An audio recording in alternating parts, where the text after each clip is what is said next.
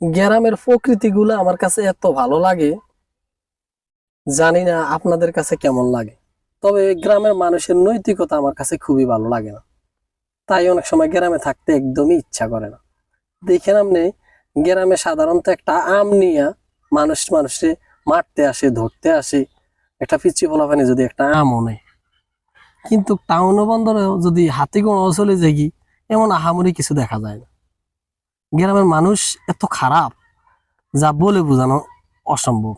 তাদের ভিতরে মনুষ্যত্বটাই কম, কিন্তু প্রকৃতিটা সুন্দর, সুন্দর হিসেবে তাদের মনটা সুন্দর হওয়া উচিত।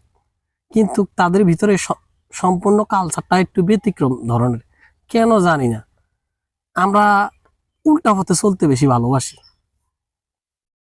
দেখেন, যখন বৃষ্টি হয় তখন কই মাছগুলো উল্টা কানে হেঁটে মানুষের কাছে চলে আসে।